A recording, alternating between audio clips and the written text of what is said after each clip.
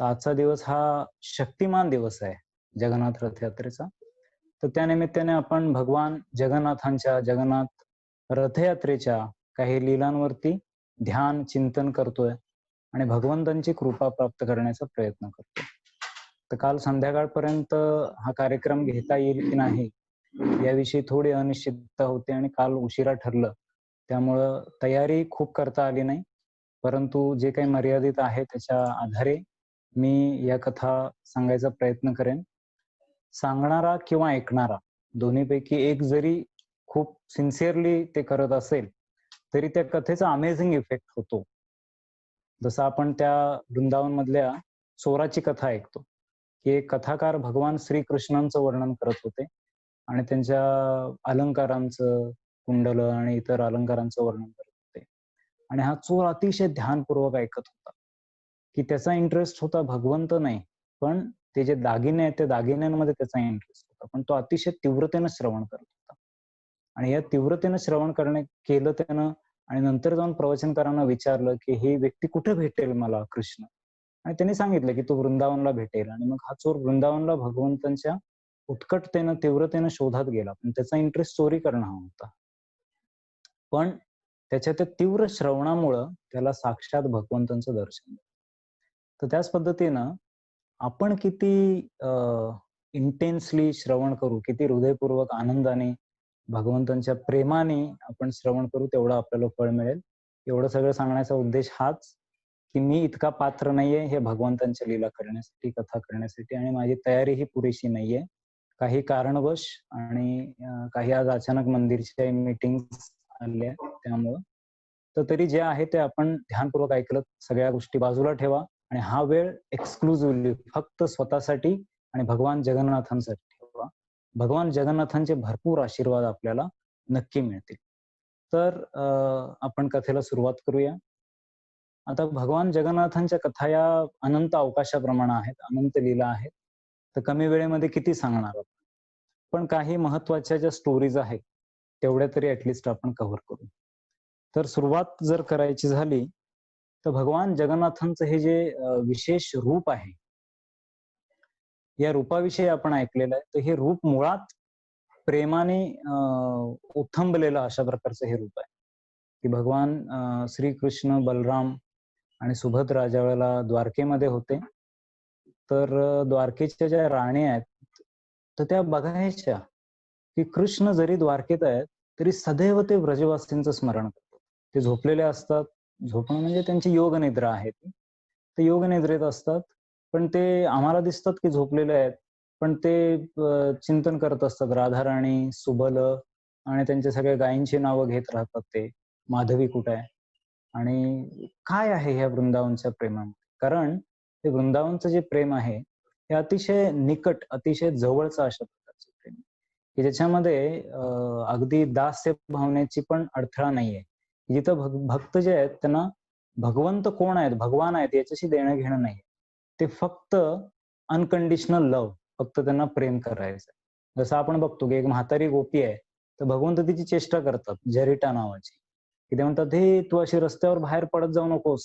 कारण मी असं ऐकलंय, की वानरांचा जो राजा आहे, तो राजा एक चांगली वधू शोधायला लागलाय आणि तू आता म्हातारी झाली आहेस आणि तुझा चेहरा जवळ-जवळ वानरांसारखाच दिसतो. तर तो आला तर तुला पळवून घेऊन तुझ्यासोबत विवाह करेल." आणि मग सगळेजण हसायला लागतात. आणि मग ही जी वृद्ध गोपी आहे, ही भगवंतांना तेवढ्याच तोऱ्याने प्रत्युत्तर देते, की मला त्याचा विचार करण्याची गरज नाही, कारण माझं हृदय मी ऑलरेडी कृष्णांना देऊन टाकलेलं आहे. तर अशा पद्धतीनं किंवा भगवंतांचे जे मित्र आहेत, एक सखा आहे भगवंतांचा. तर भगवंत सकाळी उठायच्या आधीच तो भगवंतांची चप्पल घेऊन भगवंतांच्या दारात उभा असतो. बसून राहतो आणि 2 तास, 3 तास तो बसून राहतो आणि मग यशोदा माता दार उघडते, तर तिला तो चप्पल घेऊन बसलेला दिसतो. आणि मग ते विचारते, "काय हे?" तर ते म्हणाले, "नाही, कृष्ण आता उठला, की त्याला बाहेर यायला इच्छा असते आणि मग त्याच्या पायाला काटे टोचू नयेत म्हणून मी आधीच चप्पल घेऊन बसले." तर अशा पद्धतीचं हे अनकंडिशनल प्रेम ब्रजवासींमध्ये अतिशय जवळचं प्रेम. किंवा कधी-कधी सखा आणि कृष्ण ज्यावेळेला खेळत असतात, तर कृष्ण म्हणतात, "हां, माझ्या तोंडामध्ये लाडू टाका."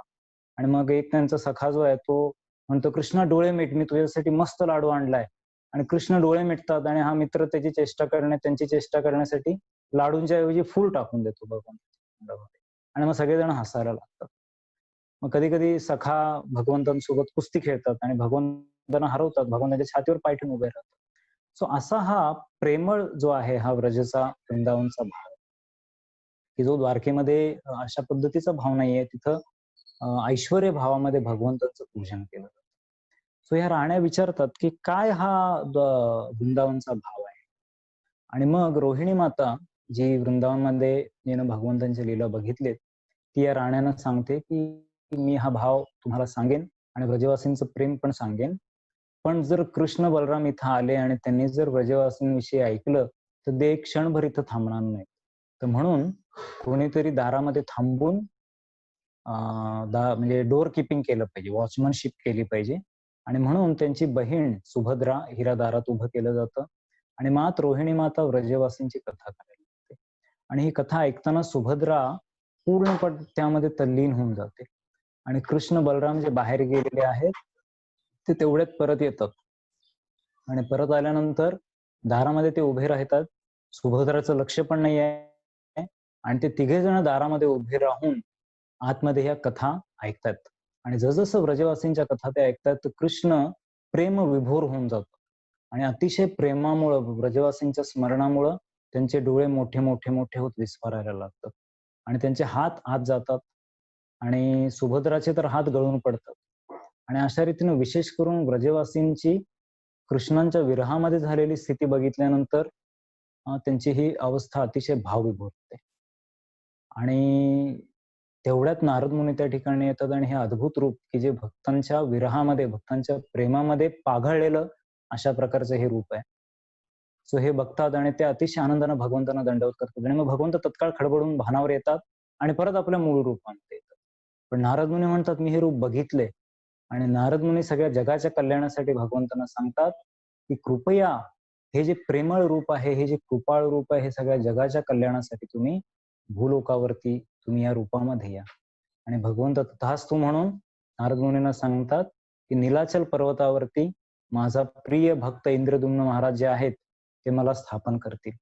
आणि मग भगवंत जगन्नाथ, बलदेव, सुभद्रा या रूपामध्ये या नीलाचलवरती येऊन गेली कित्येक संपूर्ण जगाला कृपा देतात. जसं आपण बघितलं, की गेल्या काही दिवसांमध्ये सुप्रीम कोर्टने डिसिजन दिलेला होता, की यावर्षी रथयात्रा करू शकत नाही COVID-19 मुळे. पण तो निर्णय ऐकल्यानंतर अनेक भक्तांना वाईट वाटलं. अनेक भक्त प्रार्थना करत होते. पण भगवान जगन्नाथांना कोण थांबवू शकतो? आणि तसंच घडलं. नंतर अशा काही ज्या काही घटना असतील त्या घडल्या. पण रथयात्रा त्या पद्धतीनं म्हणजे लाखो लोकांच्या बरोबर नाही झाली. पण रथयात्रा ही झाली आणि भगवान जगन्नाथांची जी सेवा आहे, दिमाखामध्ये भगवंत बाहेर येऊन सगळ्यांना दर्शन देतायत, की तुम्ही माझ्याकडे येऊ शकत नाहीये, पण मी आज कृपाळूपणानं बाहेर येतोय आणि बाहेर येऊन तुम्हाला माझं दर्शन देतोय.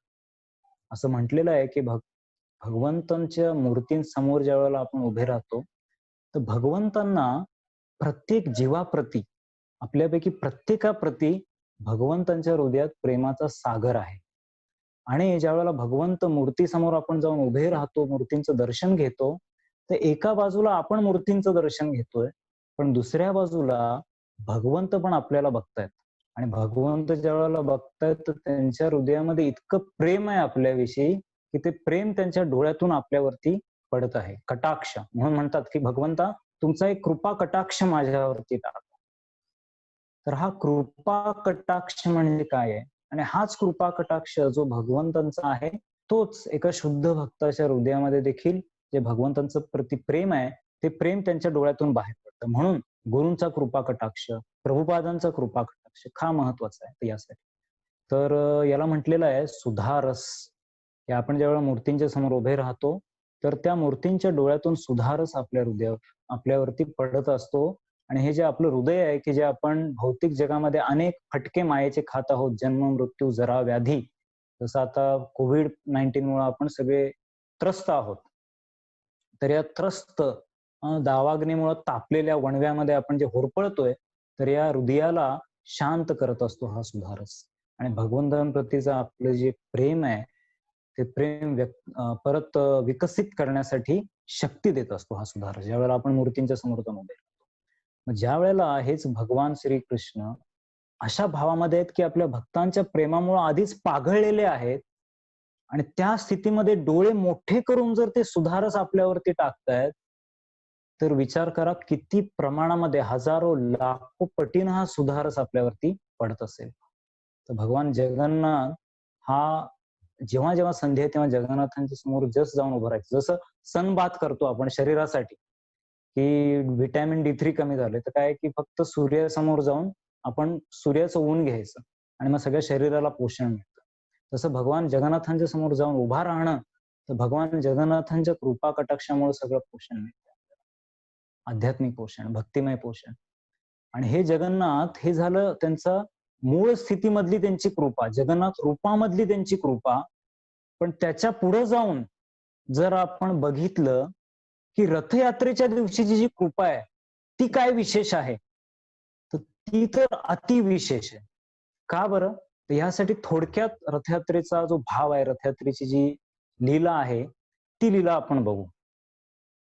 तर ज्यावेळेला कृष्ण द्वारकेत राहत होते, ते एकदा एक पवित्र दिवस होता. भगवंतांसाठी सगळंच पवित्र. तुका म्हणे हरीच्या दासा, शुभ काळ अवघ्या दिशा. किंवा म्हटलेलं आहे की परब्रह्म परमधाम पवित्रम परमम भवान अर्जुन गीतेमध्ये सांगतो, की भगवंत सर्व काही पवित्र आहेत आणि जर आपण भगवंतांशी कनेक्टेड असू तर आपण पवित्र आहे. तर भगवंतांना काही शुभ अशुभ नाही. जिथं भगवंत आहे तिथं शुभ आहे. पण भगवंत ह्या जगामध्ये त्या जगाच्या नियमांचं पालन करतात. तर एका शुभ दिवशी सगळेजण कुरुक्षेत्रला आलेले होते. काही शुभ विधी करण्यासाठी. सगळे द्वारकावासी कुरुक्षेत्रला आले. आणि ज्यावेळेला व्रजवासींना कळालं, व्रजवासींना 2-3दा भगवंतांनी सांगितलेलं, की "मी येतोय, मी येतोय."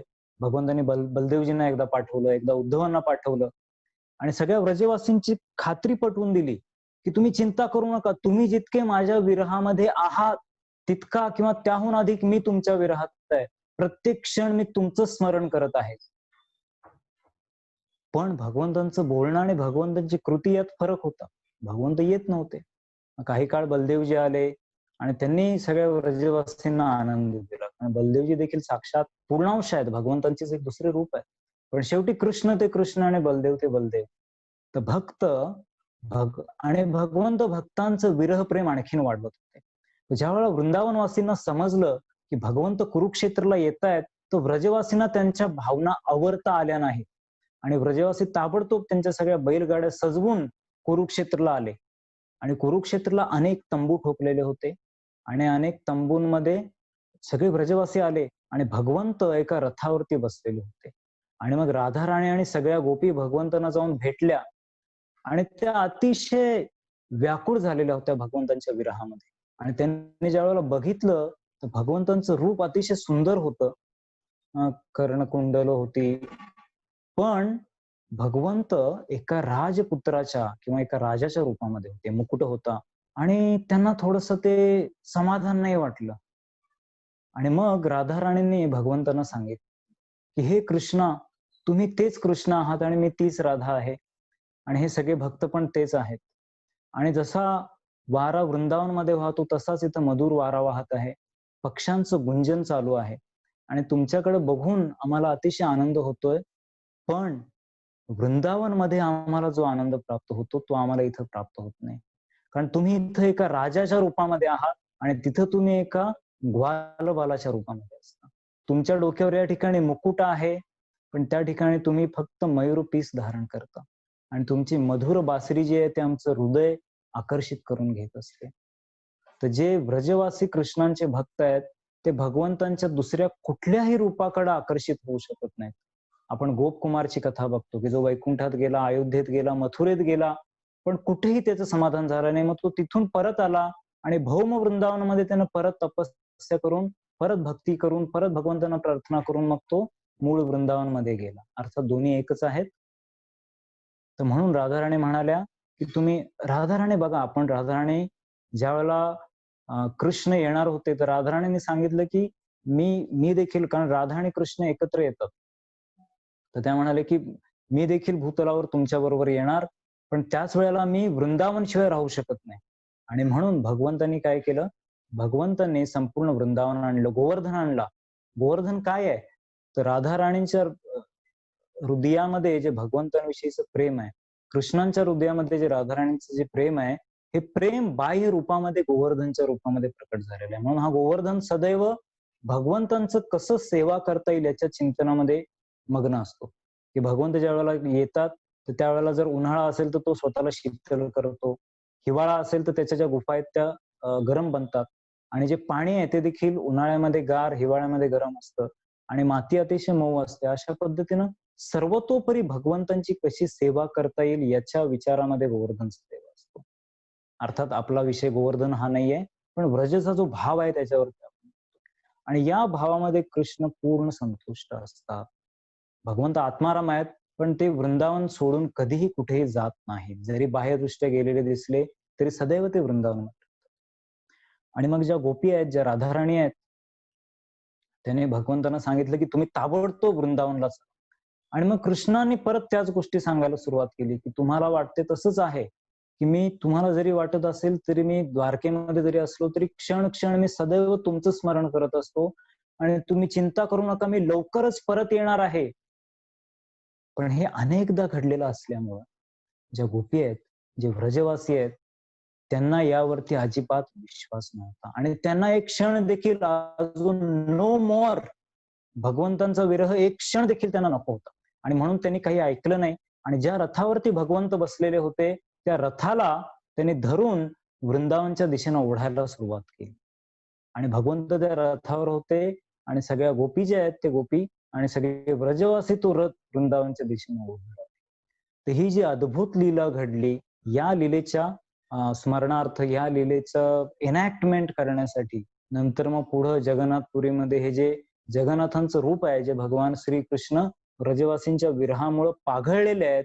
सो या रूपाला जे जगन्नाथ मंदिर आहे ते कुरुक्षेत्र प्रमाणे आहे आणि गुंडीचा मंदिर हे वृंदावन प्रमाणे आहे आणि सगळे भक्त प्रेमानं भगवंतांना ओढून नेतात.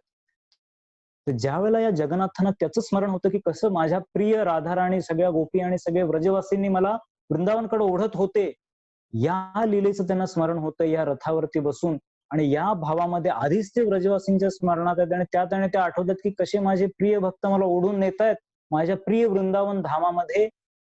सो या वेळेला त्यांच्या डोळ्यातून जो पडणारा सुधारस असेल, तो काय असेल? आणि आपण बघतो, की जगन्नाथांना ज्यावेळेला घेऊन यायला जातं, तर त्यावेळेला कसे ते डुलत-डुलत येतात. परमपूज्य राधानाथ महाराज एकदा म्हणत होते, की the supreme personality of drunkards की जे पियक्कड लोक आहेत, त्या पियक्कडांमधले परमश्रेष्ठ पियक्कड. पियक्कड याचा अर्थ दारुडे. दारुडा म्हणजे कसा, की जो नशेमध्ये आहे. प्रभुपाद पण सांगायचे, की नशा करायची तर हरिनामाचा करा. तर भगवंत आपल्या प्रेमाच्या नशेमध्ये असे डुलत जगन्नाथ, बलदेव, सुभद्रा एक-एक येतात आणि त्यांच्या प्रेमाने भक्त त्यांच्यासाठी मोठे-मोठे ह्यूज रथ कित्येक महिने तयारी करून जगन्नाथपुरीमध्ये बनतात. तर अशा रीतीनं हा रथयात्रेचा जो सोहळा आहे, हा सोहळा हा प्रेमाच्या आदान-प्रदानाचा सोहळा आहे. भक्त आणि भगवंत, की भगवंत त्यांना सांगतायत, की थांबा मी लवकरच येईन. भगवंत आता यायला तयार नाहीयेत, पण भक्त त्यांना जबरदस्तीने प्रेमाने ओढून घेऊन चाललेले आहेत. असा हा प्रेमाचा सोहळा आहे.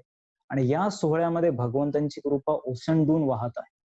आणि श्रील प्रभुपादांच्या कृपेमुळं हीच कृपा, हेच प्रेम, हाच सोहळा आपल्याला जगभरात प्रभुपादांनी अनेक सेंटर्समध्ये, अनेक सिटीजमध्ये आपल्याला ही रथयात्रेची सुवर्ण संधी आणि भगवान जगन्नाथांचं हे प्रेमळ रूप आपल्याला प्रदान केलेलं आहे.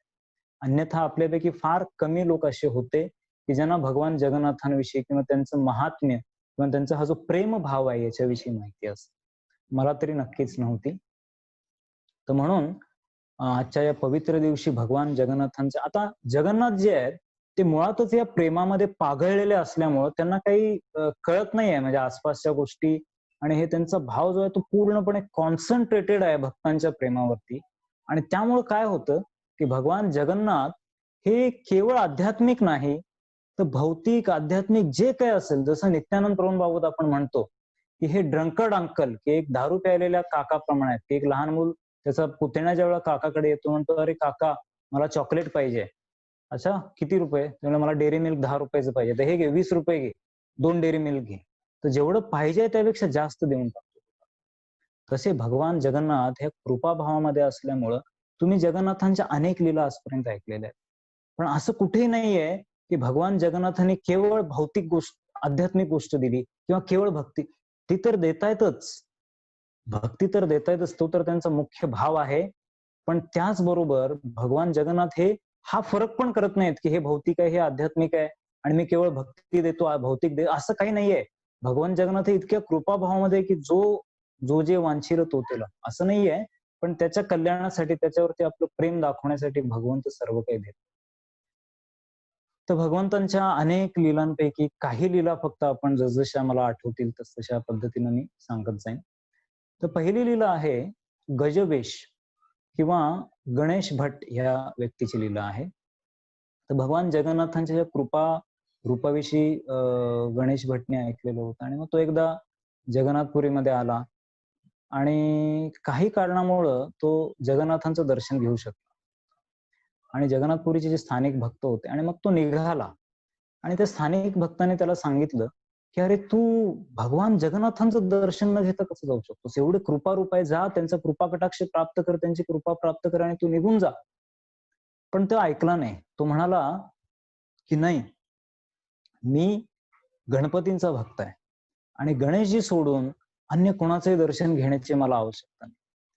पण ते म्हणाले, की "अरे असं नाही, भगवान जगन्नाथ हे सगळ्यांचे नाथ आहेत आणि परम कृपाळू आहेत."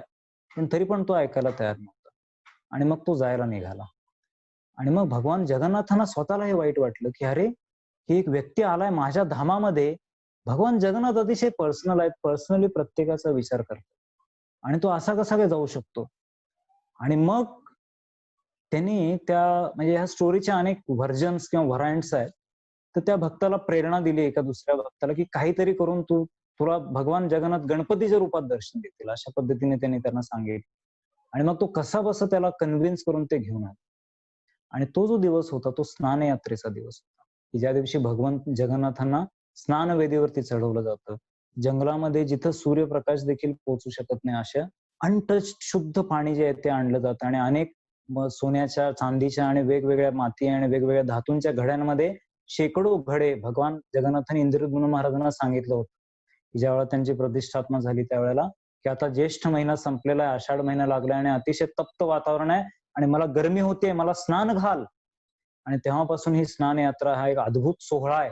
याच्यामध्ये असे शेकडो घड्यांमध्ये पाणी भरून त्याचं मंत्रोच्चारण करून खूप सुंदर रीतीने भगवान जगन्नाथांना स्नान घातलं जातं.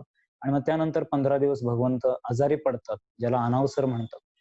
राजापूरमध्ये आपले जे जगन्नाथ आहेत, ते एक दिवस एक भक्त सांगत होते, की त्यांनी एकदा या अनावसर फेज पिरियडमध्ये त्यांनी एकदा असं जगन्नाथांना आतमध्ये ठेवलेलं होतं, बाहेर होतं आणि आत कोणी नव्हतं आणि त्यांना अचानक कोणीतरी शिंकल्याचा आवाज आला.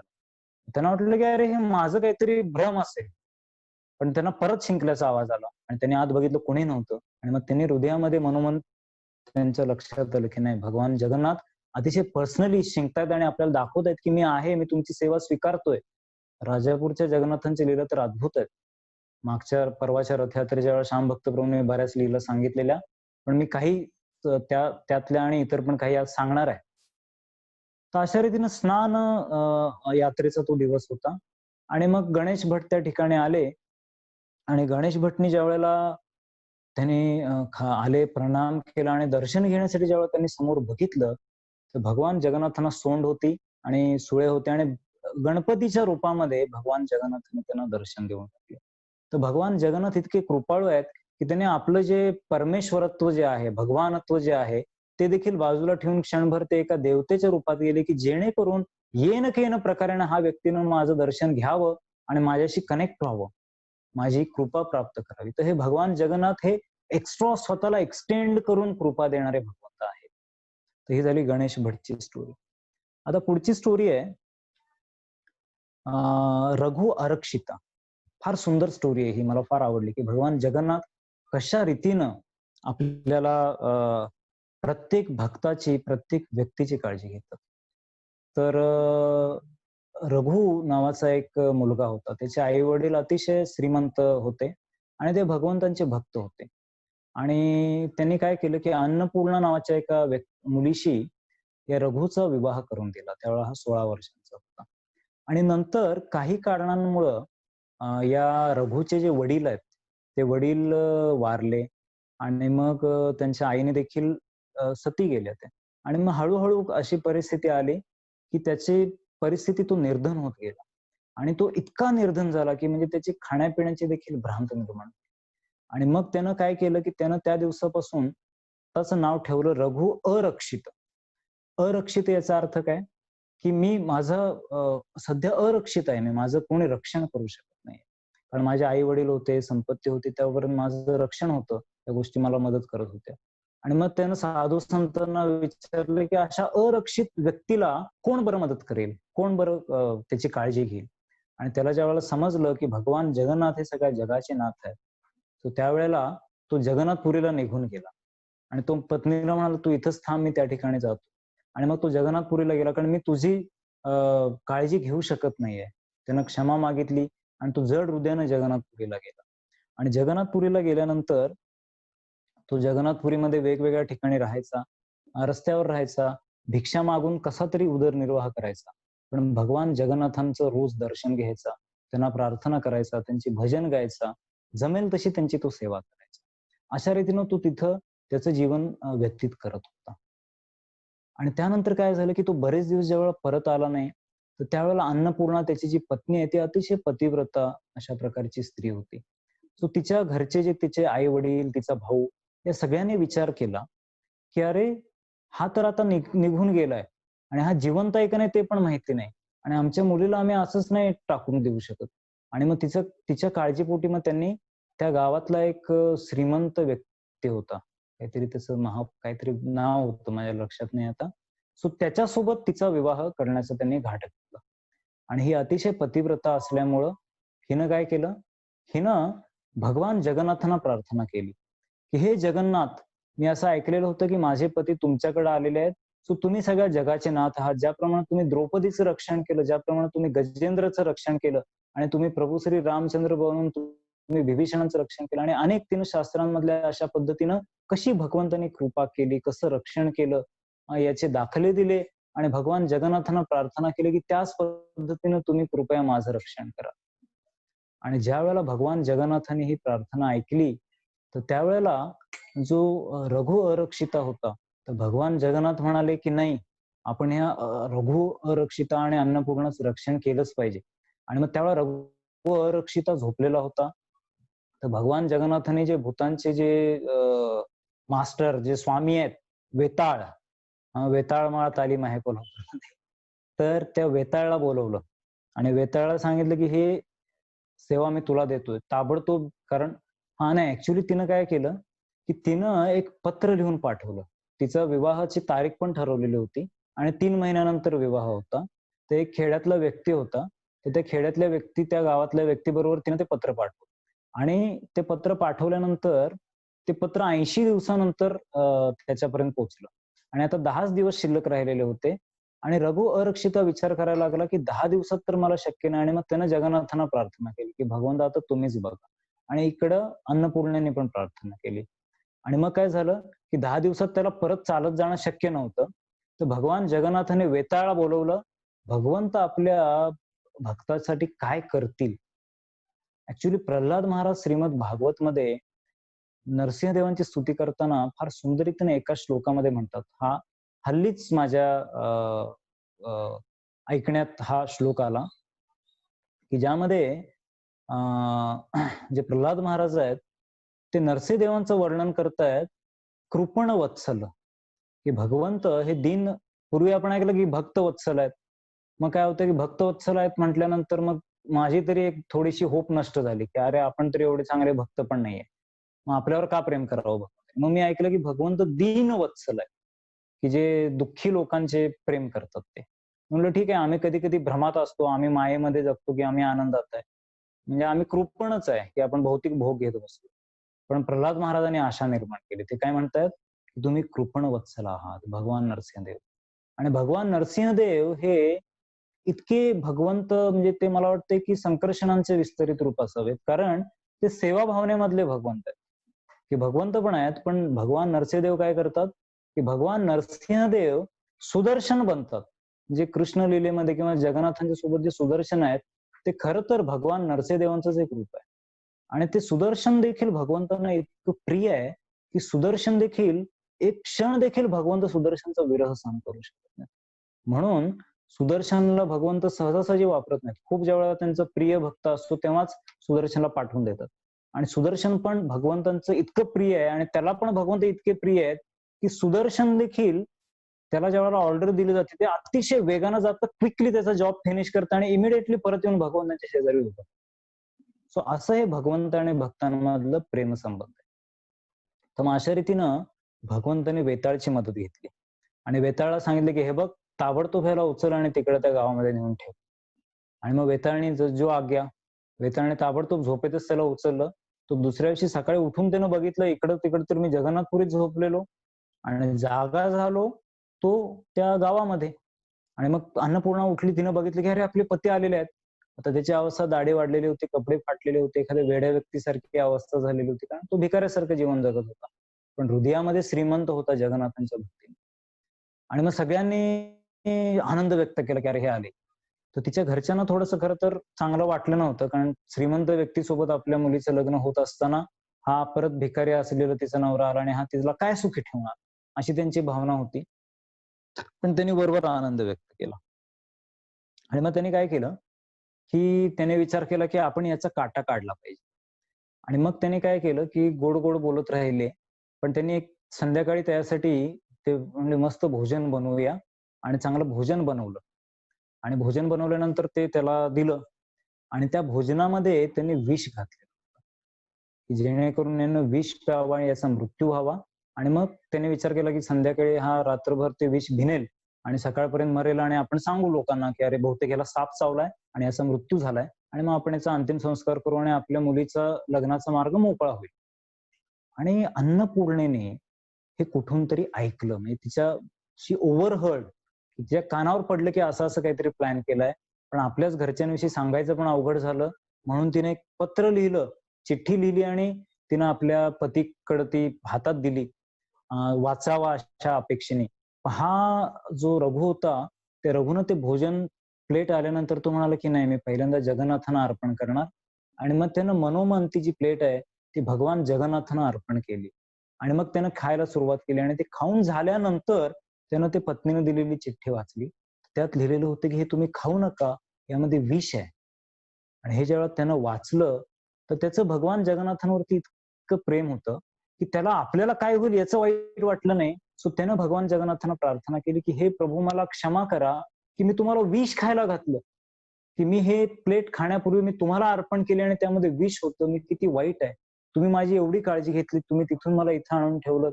माझ्यावर इतकं प्रेम केलत आणि मी तुम्हाला विष खायला घातलं आणि त्यानंतर मी ते खाल्लं. मी खाल्लं याचं मला काही दुःख नाहीये. पण तुम्हाला दिलं याचं मला वाईट वाटतंय. आता माझं जे काही व्हायचंय ते तुमच्या इच्छेने होऊ दे." अशा पद्धतीने त्याने भगवान जगन्नाथांना प्रार्थना केली. आणि पत्नीला अन्नपूर्णेला जेव्हा कळलं, की ते आपल्या पतीनं ते खाल्लेलं आहे, तर तिला अतिशय वाईट वाटलं आणि तिनं परत भगवान जगन्नाथांची आर्ततेनं प्रार्थना करायला सुरुवात केली, याचना करायला सुरुवात केली, की "हे जगन्नाथ, माझ्या पतीने हे विषाचं अन्न खाल्लेलं आहे, सो तुम्हीच कृपा करून त्याला वाचवा." आणि ज्यावेळेला अन्नपूर्णेने ही प्रार्थना चालू केली, तर जगन्नाथपुरीमध्ये भगवान जगन्नाथांचं जे आसन आहे, ते गदा-गदा, गदा-गदा हालायला लागलं. आणि भगवान जगन्नाथांना कळालं, की नक्कीच माझा भक्त कोणीतरी संकटात आहे. आणि मग अर्थात भगवंत सदैव त्यांना सगळं त्रिकालज्ञ आणि प्रत्येक जीवाचं ज्ञान आहे, पण ही भगवंतांची लीला आहे. आणि भगवंतांनी बघितलं, तर जो रघु आहे त्यानं विष घातलेलं अन्न खाल्लंय. भगवंतांनी तत्काळ जगन्नाथपुरी सोडली आणि जगन्नाथपुरी सोडून ते तत्काळ रघुच्या तिथं आले आणि त्यांनी रघुला आपल्या मांडीवरती त्याचं डोकं ठेवलं आणि हळू त्याच्या डोक्यावरून हात फिरवत राहिले. आणि जसजसा हात फिरवत राहिले, तसतसा त्या विषाचा प्रभाव निघून गेला आणि रघु परत जिवंत झाला. आणि त्यानं भगवान जगन्नाथांना बघितलं आणि तत्काळ भगवान अंतर्धान पावले. आणि दुसऱ्या दिवशी सगळे यांच्या घरातले आले आणि त्यांनी बघितलं, की अरे हा तर जिवंत आहे. आणि मग त्यानं त्या सगळ्यांना सांगितलं, की "हे बघा, मला माहिती आहे मी निर्धन आहे आणि तुमच्या पत्नीची काळजी घेऊ शकत नाही. पण तुम्ही ठरवा, तिला माझ्यासोबत राहायचंय. सो तुम्ही तिच्या इच्छेविरुद्ध असं जबरदस्ती का करता? सो तुम्ही ठरवा काय करायचं ते." आणि मग त्यांनी नाईलाजास्तव ते म्हणाले, की "ठीक आहे." आणि मग तो म्हणाला, की "आपण दोघंही जगन्नाथपुरीला जाऊ." आणि मग ते जगन्नाथपुरीला जायला निघाले आणि वाटेत जिच्यासोबत त्याचा विवाह ठरवलेला होता, त्या व्यक्तीने अनेक सैनिक पाठवले. त्यांना मारून टाकण्यासाठी. म्हणजे त्याला मारून तिला प्राप्त करण्यासाठी. पण ज्यावेळेला ते सगळे सैनिक आले, तर यांनी परत जगन्नाथांचा धावा केला. तर अचानक त्यावेळेला कुठून तरी 2 म्हणजे एक काळा आणि एक अतिशय दुधासारखा गोरा असे 2 पॉवरफुल सैनिक आले आणि बघता-बघता त्यांनी त्या सगळ्या इतर सैनिकांना मारून टाकलं. मारलं नाही ॲक्चुअली, की त्यांनी त्यांच्यावरती आक्रमण केलं आणि ॲक्चुअली हे ज्यावेळेला बाकीचे सैनिक बघत होते, तर त्यांना नारायण रूपामध्ये हे सगळे दिसत होते आणि मग ते घाबरून पळून गेले आणि अशा रीतीनं परत भगवान जगन्नाथांनी त्यांचं रक्षण केलं. आणि दोघं जण परत जगन्नाथपुरीमध्ये राहायला लागले आणि मग ते अनेक साधू संतांची सेवा करायचे. तर एक दिवस मोठे एक साधूंची एक मोठा समूह आलेला होता आणि त्यांना प्रसादाची सोय करायची होती. मग तिथल्या भक्तांनी सांगितलं, की तुम्ही रघुच्या घरी जावा. तो संतांची खूप सेवा करतो आणि खूप मोठी लोकांची हा समूह असल्यामुळं त्याच्याकडे पुरेसे पैसे नव्हते. म्हणून त्यांनी गावातल्या जगन्नाथपुरीतल्या एका सावकाराकडून ते पैसे घेण्यासाठी तो गेला आणि ज्यावेळेला गेला तर त्यांनी त्यांच्या पत्नीला भोग करण्याची इच्छा व्यक्त केली सावकाराने. तर हा म्हणाला, की "ठीक आहे, आज आम्हाला प्रसादासाठी तुम्ही पैसे द्या, उद्या मी तिला पाठवून देतो." आणि तिला देखील ते आवडलं नव्हतं. परंतु भक्तांची सेवा करण्यासाठी आणि त्यांचा जगन्नाथांवरती विश्वास होता. आणि मग त्याने ते साधूंना प्रसाद घातला. साधू संतुष्ट होऊन आशीर्वाद देऊन गेले आणि दुसऱ्या दिवशी जेव्हा त्या सावकाराकडे याने सांगितले, की "तू नेहमी जगन्नाथांची जशी सेवा करतेस तशी सेवा कर. भगवान जगन्नाथांचं स्मरण कर, त्यांना प्रार्थना कर आणि त्यांच्याकडे जा. भगवंत नक्की तुझं रक्षण करतील." आणि जेव्हा तो सावकार आला, तर सावकार त्याने बघितलं, की ही साक्षात भगवान श्री नारायण, हरी जे आहेत त्यांच्या मांडीवरती ही अन्नपूर्णा बसलेली आहे. आणि त्यांच्या दोघांच्या हरी आणि अन्नपूर्णेच्या शरीरातून दिव्य तेज येते. आणि ते बघून त्याचे डोळे दिपून गेले. त्यानं तत्काळ तिला प्रणाम केला आणि तो म्हणाला, "मला क्षमा करा. तुम्ही मातेसमान आहात, साक्षात लक्ष्मीदेवींसमान आहात आणि मी असा का विचार केला?" आणि मग त्यानं भरपूर त्यांना धन दिलं आणि तिथून पुढे मग ते चांगल्या पद्धतीनं भगवंतांची सेवा करत त्यांनी जीवन व्यतीत केलं. तर अशा रीतीनं भगवान जगन्नाथ हे अतिशय कृपा भावामध्ये आहेत. तर आणखीन देखील काही स्टोरीज आहेत. पुढचे एक 15 मिनिट आपण आताच सुरुवात झाली, थोडा उशीर झाला. तर काही स्टोरीज मी सांगू इच्छितो. जगन्नाथ लीला अनेक आहेत. तर एक परमेष्ठी नावाचा एक शिंपी होता, जो दिल्लीमध्ये राहायचा आणि दिल्लीमध्ये राहत असताना त्याला तो भगवंतांचा भक्त होता. प्रभू श्री रामचंद्र आणि विष्णूंचा भक्त होता तो ॲक्चुअली. सो तिथं त्यावेळेला मुस्लिम राजा होता आणि हा शिंपी जो आहे ह्याची कला अतिशय जबरदस्त होती. म्हणून एक दिवस त्या राजाने त्याला त्याचे सगळे कपडे तो त्याच्याकडून शिवून घ्यायचा आणि राजाने अतिशय मौल्यवान असं कापड आणि काही हिरे, माणिक वगैरे असे दिलेले आणून, की याच्या सहाय्याने मला तू 2 खूप सुंदर उश्या मला शिवून दे. आणि मग ह्यानं अतिशय चांगल्या पद्धतीने ह्या 2 उश्या शिवल्या आणि ज्यावेळेला त्या 2 उश्या शिवल्या आणि त्या उश्यांकडे त्यानं बघितलं, सो त्याला असं वाटलं, की अरे ह्या उश्या इतक्या सुंदर बनलेल्या आहेत, की ह्या उश्या खरं तर भगवान जगन्नाथांना अर्पण केलं. आणि तोच दिवस जो होता तो रथयात्रेचा दिवस होता. आणि तो मनोमन चिंतन करायला लागला, की आता रथयात्रेत काय चालू असेल? जसं आज आपण टीव्हीवर बघतो, की रथयात्रा ॲक्चुअली दिसते. पण त्या काळी भक्तांचा टीव्ही नव्हता. तर तीव्र भावनेनं तो स्मरण करायला लागला, की आता जगन्नाथांना सगळे भक्त घेऊन येत असतील. भगवंत डुलत, डुलत, डुलत बाहेर पडत असतील आणि अशा रीतीनं आणि मग त्यावेळेला काय केलं जातं, की भगवंतांना उशी दिली जाते. सो ती उशी दिली जात असेल आणि त्यानं बघितलं, की त्या उशी भगवंतांना दिली, तर ती उशी फाटली आणि तो त्या ध्यानामध्ये इतका मग्न झालेला होता, की त्यानं उशी फाटलेली बघून त्यानं आपल्याकडची जी उशी आहे ती ताबडतोब जगन्नाथांना देऊ केली आणि जशी त्यानं ती जगन्नाथांना उशी दिली, सो ती दिल्या-दिल्या ती भगवंतांनी उशी स्वीकारून टाकली आणि ती उशी स्वीकारली आणि मग तो रथयात्रेमध्ये सहभागी झाला आणि त्यानंतर मग तो त्याचं ध्यान संपलं आणि परत ज्यावेळेला तो त्याच्या रूममध्ये परत भानावर आला, त्यानं बघितलं तर ॲक्चुअली 2 उश्यांमधली एक उशी गायब होती आणि मग त्याच्या लक्षात आलं, की अरे, खरंच भगवान जगन्नाथांनी माझी उशी स्वीकारली आणि मग ते बघून त्याला अतिशय हृदयामध्ये आनंद झाला. पण म्हणाला, की आता हा जो यवन राजा आहे, या यवन राजाला मी हे कसं काय सांगणार? पण तरी पण त्यानं धाडस केलं आणि तो यवन राजाकडे एकच उशी घेऊन गेला. पण त्या राजाने विचारलं, "दुसरी उशी कुठे आहे?" तर त्यानं सगळी वृत्तांत सांगितला. तो म्हणाला, "तू मला काय पण थापा मारू नकोस. तुझा जगन्नाथ जो आहे तो एवढा काय असं तू इथं दिल्लीमध्ये ती पुरी किती लांब आहे असं काही नसतंय. तू मला हे काही सांगू नकोस. तुझं फार आहे ना हे, तुला मी अटक करून टाकतो आणि ह्याला अंधार कोठडीमध्ये टाकून द्या आणि अन्न-पाणी काही देऊ नका आणि भुकेने तडफडून मरू दे. बघूया ह्याचा जगन्नाथ येतो का ह्याला वाचवायला." तर भगवान जगन्नाथ प्रेम भावनेमध्ये आहेत आणि ज्या भक्ताकडनं प्रेमानं उशी स्वीकार केली त्याचं का रक्षण नाही केलं? तर त्याला जेव्हा अंधार कोठडीमध्ये टाकलं, तो मनोमन भगवंतांची याचना करत राहिला आणि हा अतिशय कुरूप आणि कुबडा होता, पण आतून सुंदर होता. भगवंतांविषयी त्याची प्रेम भावना होती आणि तो आतून भगवंतांना प्रार्थना करत राहिला आणि ज्यावेळेला प्रार्थना करत राहिला, तर त्यानं प्रार्थना केल्यानंतर भगवंत विष्णू रूपात त्याच्यासमोर प्रकट झाले आणि भगवंताने त्याच्या डोक्यावरती हात ठेवला आणि भगवंत म्हणाले, की "तू काळजी करू नकोस. मी तुझं सदैव रक्षण करेन आणि मी जोपर्यंत आहे, तोपर्यंत तुला काहीच होणार नाही." आणि जसा भगवंतांचा स्पर्श झाला, तर त्याचं शरीर अतिशय तेजस्वी आणि सुंदर झालं. आणि भगवंत मग एवढ्यावरती थांबले नाहीत, तर भगवंत ताबडतोब तिथून निघून राजाकडे गेले. राजा झोपलेला होता. त्याने राजाला चाबकाने फटके मारायला सुरुवात केली. आणि ते फटके मारले आणि राजा उठला खडबडून आणि राजानं म्हणजे हे राजाच्या स्वप्नात चाललेलं होतं ऍक्च्युअली आणि राजानं समोर बघितलं तर भगवान विष्णू होते आणि ते म्हणाले, की "तुझं काय चाललंय? मी या सगळ्या जगाचा स्वामी आहे आणि माझ्या प्रिय भक्तानं जे माझ्या मालकीची उशी आहे, जी मी तुला एक ट्रस्टी म्हणून तू एक राजा म्हणजे ट्रस्टी आहेस, माझा प्रतिनिधी आहेस तू म्हणून तुझ्या अधिकारामध्ये हे राज्य आहे. तर माझ्या सेवेसाठी त्यानं ती उशी दिली. हे राज्य आणि ही उशी काही तुझ्या बापाची नाहीये." म्हणजे असे शब्द त्यामध्ये ऍक्च्युअली आहेत. मी माझ्या मनाचे शब्द सांगत नाहीये. हे काही तुझ्या बापाचं नाहीये, हे माझं आहे आणि ते त्यानं माझ्या सेवेत दिलंय. तू जर त्याला काही केलंस, तर मी तुला आणि तुझ्या सगळ्या कुटुंबियांना, तुझ्या सगळ्या वंशाचा आणि तुझ्या सगळ्या राज्याचा नाश करेन. आणि हे त्यानं ऐकलं. तो खडबडून घाबरून गेला आणि मग त्याला झोपेतनं जाग आली. पहिल्यांदा वाटलं हे स्वप्न होतं. पण त्यानं पाठीला हात लावला, तो वेदना होत होत्या आणि बघितलं तर चांगले वळ उठलेले होते आणि रक्त येत होतं.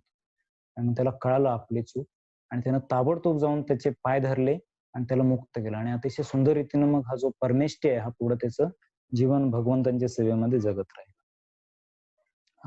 तलोच महापात्र, की एक दिवस तलोच महापात्र नावाचे एक भक्त होते भगवान जगन्नाथांचे आणि हे भक्त भगवंतांचं पूजन करायचे, भगवंतांची सेवा करायचे आणि एक दिवस काय झालं, की एक दिवस राजा जगन्नाथांच्या दर्शनासाठी येणार होता आणि अचानक त्यांना सांगण्यात आलं, की "अरे, राजा दर्शनासाठी येतात."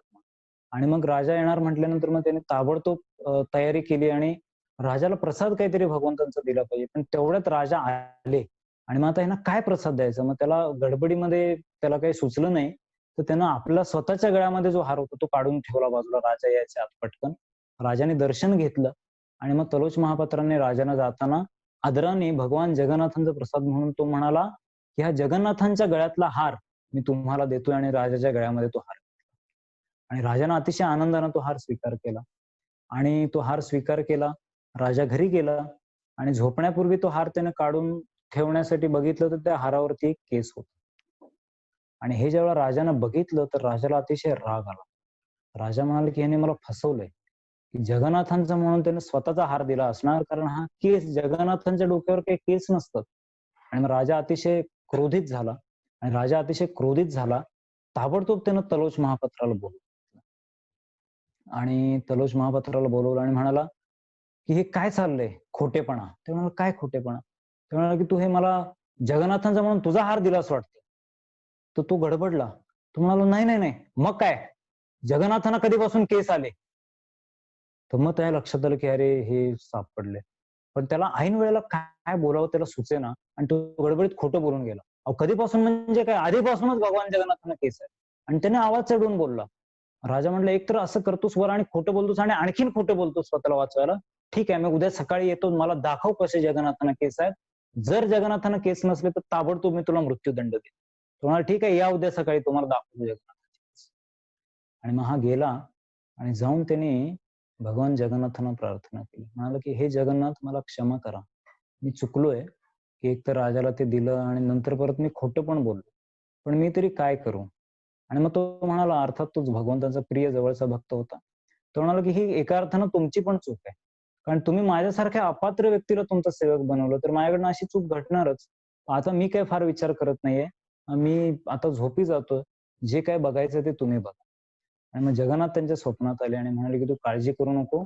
उद्या सकाळी राजाला येऊ दे आणि मी राजाच्या समोर तुला तुझं रक्षण नक्की करेन." आणि दुसऱ्या दिवशी राजा त्या ठिकाणी खरोखर आला आणि राजा आल्यानंतर याने दर्शन उघडलं आणि बघितलं राजाने तर अद्भुतरित्या भगवान जगन्नाथांना खूप सुंदर अशा प्रकारचे लांब अशा प्रकारचे केस होते. आणि तलोच महापात्र आनंदाने बघत राहिले, की भगवान जगन्नाथांनी माझ्यासाठी हे काय केलं? आणि मग राजाने बघितलं, राजाला आश्चर्याचा धक्का बसला. आणि मग तरी पण राजाचा विश्वास बसेना.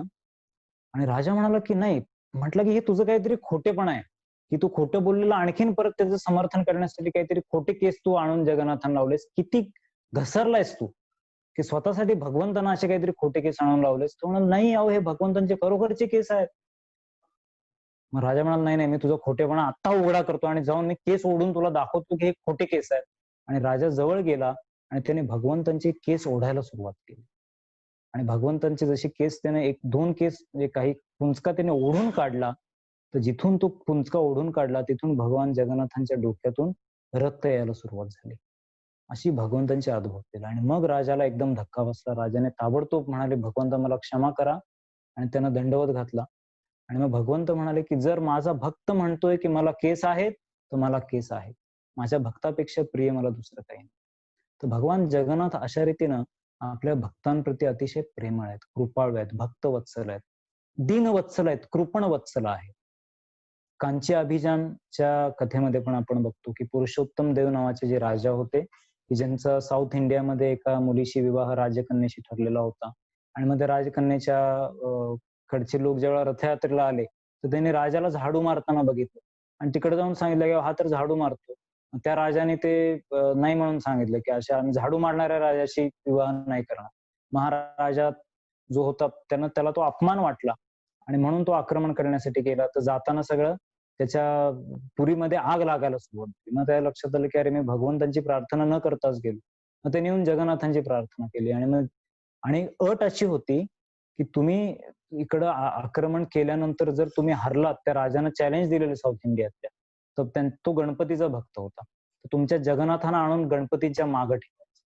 तर हा पुरुषोत्तम देव म्हणाला, की "भगवंता, इथं हा फक्त माझा प्रश्न नाहीये. जर मी हरलो, तर तुम्हाला गणेशजींच्या मागे ठेवायला लागेल आणि हे मला सहन नाही होणार. तुम्ही जगाचे नाथ आहात."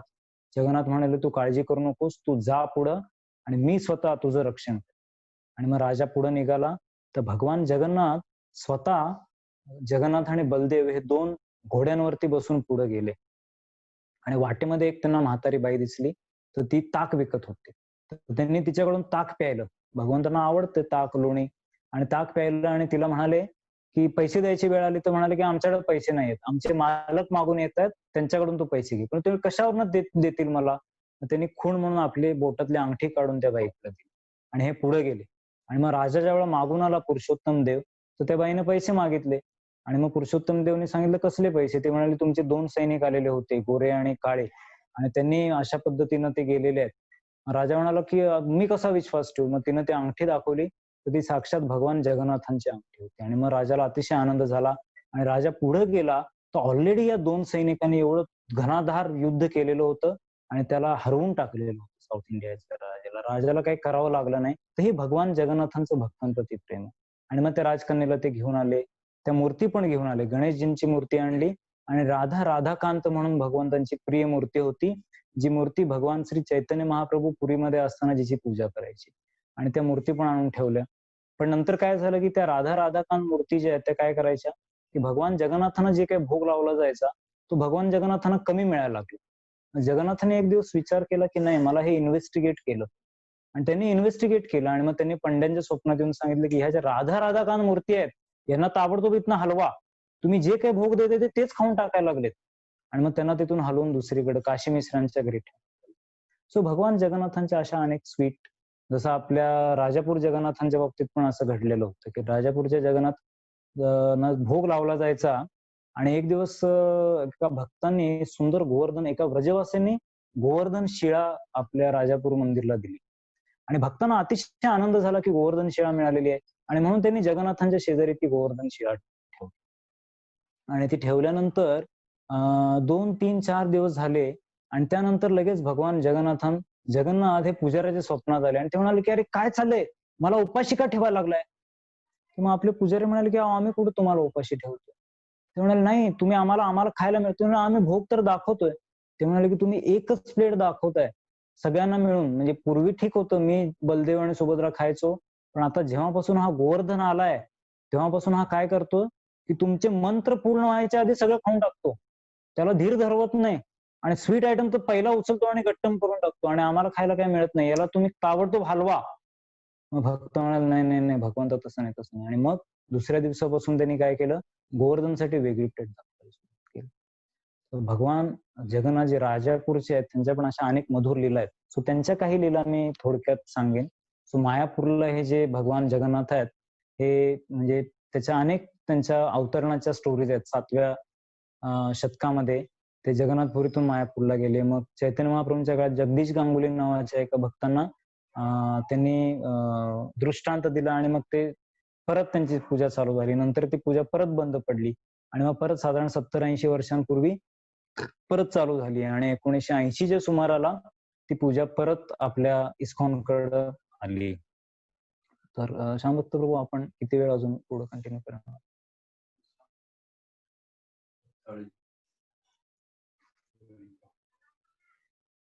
10 मिनिट.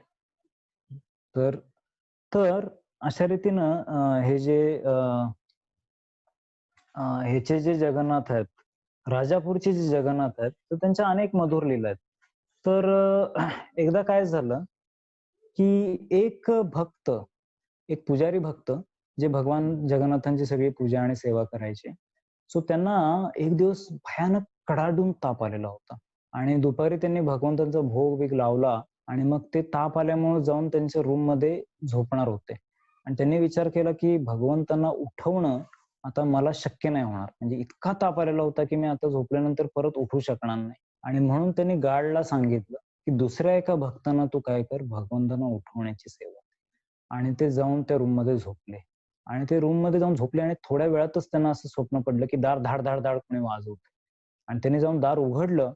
तर दार उघडल्यानंतर त्यांनी बघितलं तर जगन्नाथ, बलदेव, सुभद्रा तिघ जण समोर उभे होते आणि ते म्हणाले, की "हे बघ, आम्हाला उठवायची सेवा तूच कर."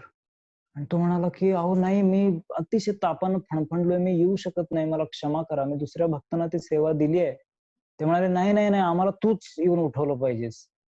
तो म्हणाला, "अहो नाही, मला शक्य नाही. मला फार इच्छा आहे, पण मी करू शकत नाही. मला प्लीज क्षमा करा." तो म्हणाला, "नाही, नाही, नाही, नाही, आम्हाला तूच उठवलं पाहिजेस." आणि असं त्याचं स्वप्न चालू होतं. तेवढ्यात खरोखर धाड-धाड-धाड म्हणून दार वाजवलं आणि मग त्याला जाग आली आणि त्यानं दार उघडलं, तर दारात वॉचमन उभा होता. आणि तो म्हणाला, की "अहो काहीतरी असं घटना घडली, की ज्याच्यामुळे ते दुसरे भक्त उपलब्ध नाहीयेत आणि त्यामुळे तुम्हालाच ती उठवायची सेवा करावी लागेल." त्यामुळे त्यांनी विचार केला, की ठीक आहे, ही भगवंतांची इच्छा दिसतीये आणि मग त्यांनी ते उठवण्याच्या सेवेसाठी गेले आणि ज्यावेळेला त्यांनी जगन्नाथांना उठवलं, तर जगन्नाथ स्वतः त्यांच्याशी बोलले. ते म्हणाले, की "हे बघ, आमची माझी फार इच्छा आहे, की तूच माझी सेवा करावीस आणि म्हणून मी तुला स्वप्नात येऊन सांगत होतो, की तू ये म्हणून. आणि तुला माहितीये तो जो दुसरा पुजारी आहे ना, तो काळजी घेत नाही माझी. म्हणजे काय माहितीये तुला, तो माझं ड्रेसिंग करताना मला इतक्या पिना लावतो ना, की मला त्याच्यामुळे प्रचंड वेदना होतात. हे बघ." आणि म्हणून जगन्नाथाने आपला हात वरचं वस्त्र काढून बाजूला दाखवलं, तर त्या पिना टोचल्यामुळे तिथून रक्त येत होतं. आणि या भक्तांनी अतिशय प्रेमानं ते स्वीकार केलं. तर राजापूरचे जगन्नाथ अशा अनेक अर्थात ह्या एक अद्भुत लीला आहेत. आपण सहजी या भावामध्ये बनवू नये. भगवंत कृपाळू आहेत. भगवंत कोणासोबतही लीला करू शकतात. पण ह्या लीला आपण ऐकून भगवान जगन्नाथांचं गुण, त्यांचं प्रेम, त्यांची कृपा याच्यावर चिंतन करावं. पण असे काही चमत्कार किंवा याच्या मागे लागण्यापेक्षा आपण कशी जास्त गंभीरतेनं सेवा करू शकू, प्रेमानं सेवा करू शकू, जबाबदारीनं सेवा करू शकू, याचं चिंतन आपण जास्त करावं. तर हे पुजारी एक दिवस ज्यावेळेला भगवान जगन्नाथांना नेकलेस घालत होते, तर 3 नेकलेस घातले आणि 4था नेकलेस घालायचा प्रयत्न करत होते. पण तो सारखा गळून पडत होता आणि सारखा गळून पडायला लागल्यानंतर त्यांना समजेना परत प्रयत्न करत राहिले आणि मग त्यांना आवाज आला, की "अरे तुला कळत नाही काय? मी 4-4 वेळा टाकून द्यायला लागलोय. मला नको आहे तू." आणि मग त्यांना एकदम अद्भुत आश्चर्याचा धक्का बसला. असे राजापूरचे जगन्नाथ हे अतिशय कृपाभावामध्ये. एक दिवस एक नवीन फॅमिली आपल्या भक्तांची तिथं राहायला आली मंदिरमध्ये आणि त्यांचा मुलगा होता 5-6 वर्षांचा आणि हा मुलगा दुपारी एकटाच कुठेतरी गेला आणि अचानक एकदम भयानक काहीतरी बघितल्यासारखं जोरात मनावर आघात झाल्यासारखा मोठमोठ्यानं किंचाळत रडत त्याच्या आईकडे आला घाबरून आणि मग आईला समजेना काय झालं ह्याला नेमकं काय आणि मग आईनं जवळ घेतलं, घट्ट धरलं, डोक्यावरनं हात फिरवला 10 मिनिटं त्याला काही बोलताच येईना. आणि मग 10 मिनिटानंतर कसंबसं आईने जेव्हा विचारलं, "काय झालं?" तर तो म्हणाला, की "तुम्ही सगळे इकडे होता, तर तेवढ्यात दुपारी भगवंतांना झोपवलेलं होतं आणि मी जगन्नाथ बलदेव सुभद्रांच्या अल्टरमध्ये मागच्या बाजूने गेलो आणि त्या सुभद्राच्या डोक्यावरती तो ब्रूच एक ते दागिना होता ठेवलेला. तो मला फार आवडला आणि तो मला घेण्यासाठी म्हणून मी तिथे गेलो आणि मी तो दागिना जसं घ्यायला प्रयत्न केला, हात पुढं करून तो काढायचा प्रयत्न केला, तसे बलदेवजी पुढे आले आणि त्यांनी जोरात मला थप्पड मारली आणि अशी थप्पड मारली, की मी रूमच्या बाहेर आलो आणि मी अतिशय घाबरलो. आणि खरोखर त्यांना त्याला जशी थप्पड बसलेली. तर भगवंत वेगवेगळ्या पद्धतीनं भगवंत अतिशय पर्सनल आहेत. भगवंताची थप्पड पण आपल्या कल्याणासाठी. तर जे फटीक चटर्जी नावाचे जे भक्त होते, की जे ह्या जगन्नाथांची सेवा करायचे. सो त्यांच्या 7 मुली होत्या. तर त्यांचा एक जावई राम भट्टाचार्य म्हणून होता. सो हा राम भट्टाचार्य ज्यावेळेला या मंदिरमध्ये जगन्नाथांची सेवा करायचे, तर त्यानंतर काय झालं, की जवळचं जे सिटी होती, मोठी सिटी, तिकडे शिफ्ट होण्याचा त्यांनी विचार केला आणि विचार केला, की ही सेवा आपण दुसऱ्या कोणाकडे तरी देऊया. पण जगन्नाथ हे इतके प्रेमळ आहेत, इतके कृपाळू आहेत, आपल्या भक्ताशी ते इतके कनेक्शनमध्ये असतात, की ज्या दिवशी दुसऱ्या दिवशी ते सगळं वाइंड अप त्यांनी केलं आणि दुसऱ्या दिवशी जाणार होते, त्या दिवशी मध्यरात्री अचानक त्यांना सडसडून ताप आला आणि त्यांच्या बायकोला पण भयानक ताप आला आणि त्यांना जाग आली, तर त्यांच्या पत्नीच्या तोंडातून जोरात फेस येत होता आणि तिचं तोंड वाकडं होत होतं, शरीर वाकडं होत होतं आणि त्यांना पण सणकून ताप आला आणि त्यांना समजेना काय करावं आणि असं सगळं त्यांचं चाललेलं होतं आणि तेवढ्यात भगवान जगन्नाथ त्यांच्या समोर आले. त्यांच्या छातीवर बसले आणि छातीवर जोरात बुक्क्या मारून त्यांना म्हणायला लागले, की "तू का मला सोडून चाललायस? मला एकटं सोडून जायचं नाही. तू इथून अजिबात जायचं नाही. मी तुला जाऊ देणार नाही. तूच माझी सेवा केली." आणि मग ते जगन्नाथ निघून गेले आणि मग दुसऱ्या दिवशी त्यांनी विचार केला, की नाही आणि मग ते कधीच ते ठिकाण सोडून गेले नाहीत. ते सेवा करत राहिले. आणि मग नंतर त्यांचा जो मुलगा आहे दिलीप, तो अजून पण आहेत ते. सो ते पण सांगत होते, की मी पण नंतर बऱ्याचदा माझे वडील गेल्यानंतर त्या बिग सिटीमध्ये जायचा विचार केला. पण जेव्हा-जेव्हा मी तिकडे जाऊन बराच काळ राहायला लागलो, म्हणजे समजा एक 8 दिवस गेलो ना, की जास्त काळ जर मी राहिलो, तर माझ्या जीवनात असं काहीतरी चित्रविचित्र घटना घडायच्या आणि मला फार त्रास व्हायचा. आणि मी परत आलो आणि भगवान जगन्नाथांची सेवा केली, की मग सगळं सुरळीत चालायचं. मग मी आता काय करतो, जातो येतो, जातो येतो असं करतो. 2-3 दिवसापेक्षा जास्त जगन्नाथ मला जाऊ देत नाहीत. तर जसं आपण भगवंतांची सेवा करतो, आपण भगवंतांचा विरह आहे, तसंच भगवंतांना देखील आपला विरह जाणवत असतो. तर म्हणून आपलं काम काय आहे, की आपलं काम आहे, की आपण भगवंतांची चांगली सेवा केली पाहिजे. तर आता पुढच्या काही मिनिटांमध्ये इस्कॉन आणि जगन्नाथ याच्याविषयी मी थोडंसं बोलेन. तर जर प्रभुपाद जे आहेत ते लहानपणापासून जगन्नाथांचे प्रिय भक्त होते आणि त्यांना जगन्नाथ प्रिय होते. आपल्याला माहिती आहे, की खूप छोटे 4-5 वर्षाचे असताना त्यांनी आपल्या वडिलांकडून एक रथ बनवून घेतला आणि तो रथ पण खूप अद्भुत रीतीनं त्यांच्याकडे पैसे नव्हते पुरेसे, पण त्यांच्या शेजारच्या वृद्ध स्त्रीनं लाकूड दिलं आणि तो खूप अद्भुत रीतीनं रथ दिला आणि खूप एक सुंदरशी रथयात्रा 1-1.5 किलोमीटरच्या परिसरात काढली. आणि गौरमोहन डेंचे जे मित्र आहेत ते म्हणाले, की "अरे एवढी मोठी रथयात्रा काढली आम्हाला माहीत नाही." त्यामुळे मोठी कुठे मुलांची होती नाही, पण ती खूप अमेझिंग झाली. प्रभुपादांनी खूप बारकाईनं मायन्यूट डिटेल्समध्ये जसा जगन्नाथपुरीचा रथ असतो, तसा तो रथ बनवून घेतला. आणि प्रभुपाद आपल्या एका पत्रात लिहितात, की "तुम्हाला जर मला आनंदी करायचं असेल तर 2 गोष्टी करा. संपूर्ण जगभर राधाकृष्णांची मंदिरं उभी करा आणि जगभर रथयात्रा करा." आणि हा जो भाव आहे, हा त्यांच्या शिष्यांनी हेरला. आणि श्रीमान जयानंद प्रभूंनी अमेरिकेत प्रभुपाद ज्यावेळेला गेले, तर त्यांनी पहिल्यांदा काही भक्तांनी ज्यावेळेला त्या शॉपमधनं ते घेऊन आले जगन्नाथ मूर्ती, तर प्रभुपादांचे डोळे चमकले. ते म्हणाले, की "जगन्नाथांची इच्छा आहे की इथे येण्याची." आणि मग त्यांनी दुसऱ्या मूर्ती बलदेव, सुभद्रांच्या पण ते घेऊन आले. आणि मग त्यानंतर प्रभुपादांनी जेव्हा इच्छा व्यक्त केली, की अमेरिकेत रथयात्रा व्हायला पाहिजे, तर जयानंद प्रभूंनी ही गुरुमुख पद्मवाक्य चित्ते ते कोरी आहे आणि त्या खूप अद्भुत लिहिलं आहेत, की कसं जयानंद प्रभूंनी अनेक अडथळे आले आणि तरी पण ती रथयात्रा त्यांनी यशस्वी केली. आणि नंतर पुढे अनेक रथयात्रा जयानंद प्रभू करत राहिले आणि जयानंद प्रभूंनी आपल्या सगळ्या इस्कॉन भक्तांना त्यांचं एकच सांगणं आहे. प्रभुपादांना जयानंद प्रभू अतिशय प्रिय होते. प्रत्येक रथयात्रेमध्ये जयानंद प्रभूंचा फोटो ठेवला जातो आणि त्या जयानंद प्रभूंचं आपल्या सगळ्यांना सांगणं आहे, की तुम्ही काय करा प्रभुपादांच्या आनंदासाठी रथयात्रा काढा. तर ज्यावेळेला जयानंद प्रभूंना शेवटी अगदी कॅन्सर झाला. सो कॅन्सर झाल्यानंतर पहिल्यांदा त्यांनी ट्रीटमेंट घेऊन बघितलं. पण जेव्हा होत नाही हे कळलं तेव्हा त्यांनी त्याचा स्वीकार केला. मात्र त्यांनी इच्छा व्यक्त केली, की मला आता जाण्यापूर्वी एक प्रभुपादांच्या चरणाशी काहीतरी मोठी सेवा अर्पण करायची आणि त्यांनी म्हणजे भगवंतांना ही प्रार्थना केली, की "भगवंता मला जाण्यापूर्वी माझ्या गुरूंची काहीतरी मोठी योगदान देऊन मला जाऊ दे." आणि त्यानंतर काय झालं, भगवान जगन्नाथ त्यांच्या स्वप्नात आले आणि म्हणाले, की "तू माझ्यासाठी एक मोठी रथयात्रा न्यू द्वारका कम्युनिटीमध्ये" मला वाटतं सॅन फ्रान्सिस्को किंवा कुठेतरी, सॅन डिएगो कुठेतरी आहे. सो तिथं तू काढ. आणि केवळ 100 भक्त होते. आणि जयानंद प्रभूंनी सगळ्या भक्तांची मीटिंग घेऊन सांगितलं, की मला असं-असं जगन्नाथाने स्वप्नात येऊन सांगितलंय.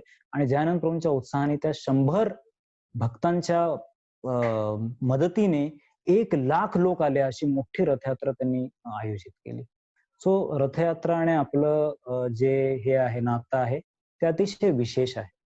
तर आता शेवटी जेव्हा जगन्नाथांचा प्रश्न येतो, तर लादिनी माताजींच्या विषयी सांगितल्याशिवाय रथयात्रा जगन्नाथ लीला कंप्लीट होऊ शकत नाहीत. इस्कॉन आणि जगन्नाथ ज्यावेळेला प्रश्न येतो, त्यावेळेला लादिनी माताजींची जी जगन्नाथांप्रतीचं जे प्रेम आहे, ते सांगितल्याशिवाय हे कंप्लीट होऊ शकत नाही.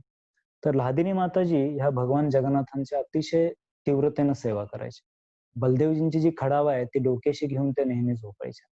आणि जगन्नाथांप्रती सेवा करण्यासाठी त्यांनी कसली कसर सोडलेली नव्हती. म्हणजे रात्री 10 ते 2 एवढीच झोप घ्यायची आणि उरलेला सगळा वेळ न्यू वृंदावनच्या त्या खडतर परिस्थितीमध्ये अनेक कष्ट, त्रास घेऊन प्रतिकूल वातावरणामध्ये म्हणजे तिथं अंघोळ करण्यासाठी सुद्धा असं चिखल असायचं त्याच्यावरती ते ट्रे टाकलेले असायचे त्याच्यावर उभं राहून थंडीमध्ये अंघोळ करायला लागायची. अनेक उंदीर, माकडं, ससे, तो बैल वृषभ नावाचा असे भयानक परिस्थितीमध्ये ते कुकिंग करण्यासाठी त्या बेसिनमध्ये भांडी घासायची, खाली बादली लावून ते पाणी ओतून यायचं. म्हणजे आपण कल्पना करू शकत नाही इतक्या खडतर परिस्थितीत ते जगन्नाथांची सेवा करायचे.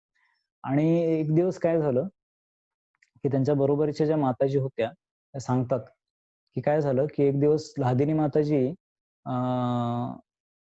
दुपारी फक्त प्रसाद घ्यायच्या आणि रात्री फक्त दूध प्यायच्या. तर एक मी 2-3 दिवस बघितलं, की लादिनी रात्री पण दूध घेत नव्हती. मग मी तिला जाऊन विचारलं, की "का रात्री दूध घेत नाहीस?" तिने पहिल्यांदा सांगितलं नाही. मग मी खोदून विचारलं त्यावेळेला ती म्हणाली, की "काय आहे, की मी असं भागवतमध्ये वाचलंय, की जर तुम्ही वसूंना प्रार्थना केली आणि तुम्ही जर तुमचं काहीतरी आवडतं प्रसाद आयटम सोडला, तर तुम्हाला वसू संपत्ती देतात."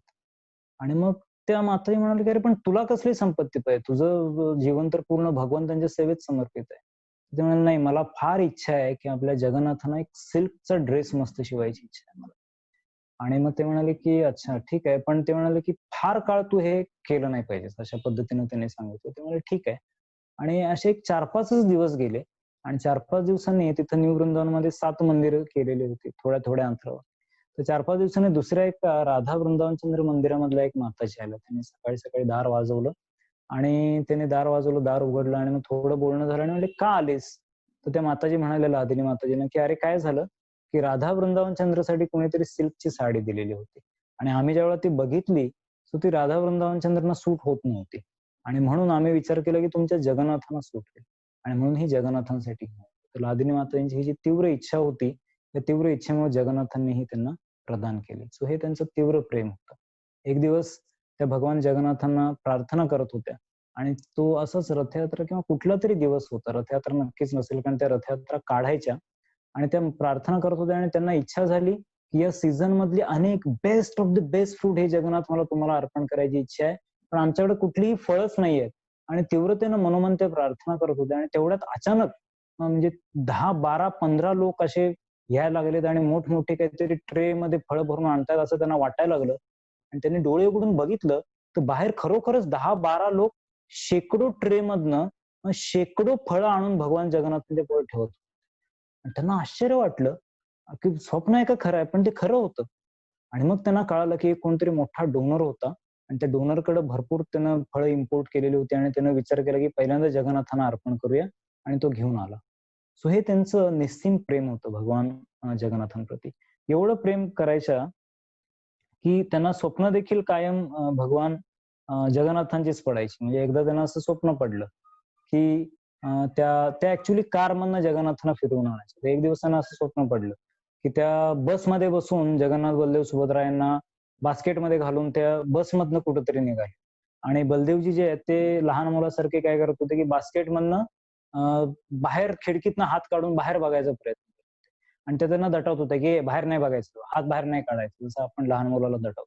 आणि मग बलदेवजी रागवले आणि त्यांनी बास्केटमधनं उडी मारली आणि सगळ्या बसभर तिथे फिरायला लागले. तर सांगण्याचा मुद्दा काय आहे, की जगन्नाथ चिंतन ते एवढं करायचे, की त्यांना स्वप्न देखील जगन्नाथांचीच पडत असायची. तर ऑफ कोर्स अशा अनेक सेवा आहेत, अनेक कथा आहेत. भगवान बलदेवजींचा वाढदिवस जो होता, तर त्या वाढदिवसासाठी रात्रभर जागून त्या सेवा करत असायच्या. म्हणजे त्यांच्यासाठी अनेक भोग बनवायच्या. आपण जगन्नाथ रथयात्रेविषयी जगन्नाथपुरीचं महात्म्य आपल्याला माहिती आहे, की त्या ठिकाणी कशा रीतीनं एकादशीला उलटं टांगलेलं आहे. तिथं जे काही आहे ते सगळं प्रसाद आहे. तिथं मासा जरी खाल्ला तरी प्रसाद खाल्ल्याचं फळ आहे. सो आजच्या दिवशी तुम्ही तुमच्याकडे पुस्तक असेल तर भगवान जगन्नाथांच्या लीला ऐका, की कशा रीतीनं सालबेग जो आहे, त्या सालबेगसाठी भगवान जगन्नाथांनी आपली रथयात्रा थांबवली. तो अर्धा हिंदू, अर्धा मुस्लिम होता. आणि जेव्हा सालबेग आला त्यानंतरच रथयात्रा चालू झाली. गेल्या वेळेला मी रघुदासची स्टोरी सांगितलेली होती, की कशा रीतीनं जो रघुदास आहे, जो रामांचा भक्त होता आणि नंतर जगन्नाथांचा भक्त बनला. त्याला कळलं की राम आणि जगन्नाथ एक आहेत. सो त्याचा हार पंड्याने स्वीकारला नाही. म्हणून जगन्नाथ त्या दिवशी रात्रभर त्यांनी काही खाल्लं नाही आणि मग तो हार पंड्यांमार्फत तो तो स्वीकारला आणि मग नंतर रघुदास आजारी पडला. तो आजारी पडल्यानंतर जगन्नाथांनी पर्सनली लहान मुलगा बनून त्यांची मलमूत्र काढणं, बेडशीट साफ करणं अशी सेवा केली आणि मग रघुदासला भगवान जगन्नाथ तो म्हणाला, की तुम्ही हे करण्यापेक्षा मला बरं केलं असतं, तुम्हाला ही अशी सेवा करायला लागली नसती. भगवान जगन्नाथ म्हणाले, की नाही, तुझी भयानक काही कर्म होती. ती कर्म लवकर जळून नष्ट व्हावीत हा माझा उद्देश होता. पण त्याच वेळेला तुला असं दुःखामध्ये मी बघू शकत नव्हतो म्हणून मी सेवा करायला आलो. सो फार सुंदर स्टोरी होती. दुसऱ्या एका प्रसंगात राजापूर जगन्नाथांनी काय केलं, की आता जशी साथ आली आहे, तशीच त्यावेळेला एक अशी विषाणूची साथ आलेली होती. तर जगन्नाथांनी भक्तांच्या स्वप्नात येऊन सांगितलं, की हे 10 प्रकारचे हे वनौषधी सगळे वापरून ह्याचं मिश्रण बनवा आणि हे घ्या, तुमची साथ पळून जाईल. आणि मग भक्तांनी सगळ्या वनौषधी गोळ्या केल्या, पण एक वनौषधी त्यांना मिळत नव्हती. आणि मग त्यांनी भरपूर प्रयत्न केला, पण ती मिळत नव्हती.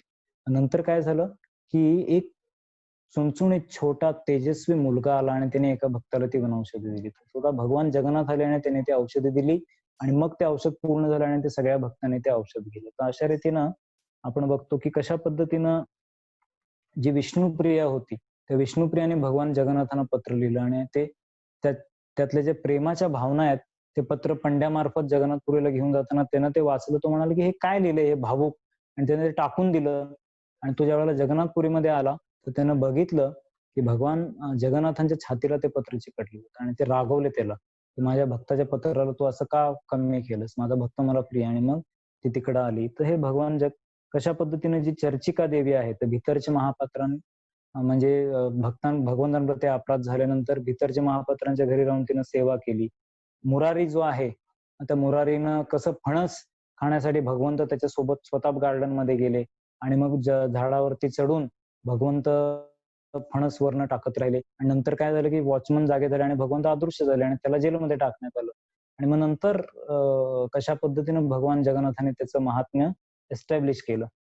आणि कशा पद्धतीनं बघतो आपण, की बेडे हनुमान, की भगवंतांचा जो समुद्र आहे, तो समुद्र काय करायचा, की समुद्र भगवान जगन्नाथांचं चरण स्पर्श करायचा आणि त्याला थांबवण्यासाठी हनुमानजींना वॉचमनचं काम दिलं. पण नंतर प्रत्यक्षात एकदा हनुमान सोडून गेले अयोध्येला लाडू खाण्यासाठी आणि मग समुद्र आत आला आणि मग भगवान जगन्नाथाने हनुमंतांना बोलवलं. हनुमान म्हणाले, की "सॉरी, मी काय करू, की मला माझं भूक भागत नाही तुमच्या या प्रसादामध्ये." मी सीतामातेकडे लाडू खायला गेलो तेवढ्यात समुद्र आला आणि मग जगन्नाथ म्हणाले, "ठीक आहे, ओके. इथून पुढे ह्याला लाडू देत जावा." आणि मग त्या दिवसापासून लाडू ॲड केले आणि त्या जगन्नाथ प्रसाद मधले लाडू दिले गेले. ॲक्चुअली प्रभू श्री रामचंद्रांनी पण बिभीषणला सांगितलं, की "जगन्नाथ हे माझं विशेष रूप आहे आणि तू जगन्नाथांची सेवा कर." आणि तेव्हापासून बिभीषण हे जगन्नाथांची सेवा करतात. चैतन्य भागवतमध्ये सुंदर लीला जी आहे आपण बघतो, की तो जो ब्राह्मण होता ज्यानं जगन्नाथांना थ्रेट दिली, की "तुम्ही माझं दारिद्र्य दूर करा. मी एवढं प्रार्थना करतो पण तुम्ही माझं दारिद्र्य दूर करत नाही आणि तुम्ही ह्या तारखेपर्यंत जर नाही केलं तर मी आत्महत्या करणार." आणि मग नंतर त्या तारखेपर्यंत केलं नाही. मग त्यांनी ते विभीषण अद्भुत व्यक्तीला येताना बघितलं. तो विभीषण होता. त्या मागोमाग गेले. तर गौरांग महाप्रभू म्हणाले, की "असे काही भक्त असतात, की जे जगन्नाथांना थ्रेट देतात" वगैरे, वगैरे. सो अशा अनेक सुंदर कथा आहेत. सो तुम्ही त्या कथांवरती ध्यान करा, चिंतन करा. भगवान जगन्नाथांना प्रार्थना करा. तुमच्या स्वतःसाठी प्रार्थना करा, माझ्यासाठी प्रार्थना करा. आपल्या सेंटरसाठी प्रार्थना करा आणि भगवान जगन्नाथ अतिशय परम कृपाळू आहेत. तर विशेष करून हे जे पॅन्डेमिक सिच्युएशन आहे, जसं जगन्नाथपुरीमध्ये ते हे जे बाहेर काढलं जातं ते यावेळेला काढलेलं आहे, की महामारी येते त्यावेळेला आणि निश्चितपणे श्रद्धा आपण बघतो कॅप्टन बीटल की ते जे जहाज होतं ते पूर्ण बुडणार होतं आणि तो हिमनग मोठा होता त्याला पण धडकणार होतं आणि अंत दिसत होता आणि तरी पण त्या भक्ताने जेव्हा प्रार्थना केली तर त्या जहाजाने मार्ग बघितला तो हिमनग तो मासा पण बाजूला झाला आणि ते जहाज लागलं. मग कॅप्टन बीटलने ती मोठी घंटा दिली. सो भगवान जगन्नाथ त्यांची इच्छा असेल तर काहीही करू शकतात. सो यासाठी प्रार्थना करा आणि विशेष करून जे परमपूज्य भक्तिचारू महाराज आहेत, त्या भक्तिचारू महाराजांनी हे भगवान जगन्नाथांचे प्रिय भक्त आहेत. त्यांना भगवान जगन्नाथ प्रिय आहेत आणि गौरांग महाप्रभूंचं त्यांनी अतिशय त्यांचा प्रचार केलेला आहे संपूर्ण जगभर. सो त्यांच्यासाठी आपण कृपया प्रार्थना करूया. दररोज आपण त्यांच्यासाठी प्रार्थना करत राहूया आणि अनेक भक्त जे आहेत त्यांना पण हे बाधा झालेली असू शकते, तर त्यांच्यासाठी प्रार्थना करूया. जगातल्या सगळ्या लोकांसाठी प्रार्थना करूया. सो भगवान जगन्नाथांना आपण सगळ्या प्रार्थना आजच्या दिवशी ज्या काही आहेत ते सगळं हृदय मोकळं करून आपण प्रार्थना करूया, की त्यांची कृपा सदैव आपल्यावरती राहू दे. श्री जगन्नाथ, बलदेव, सुभद्रा, सुदर्शन भगवान की जय.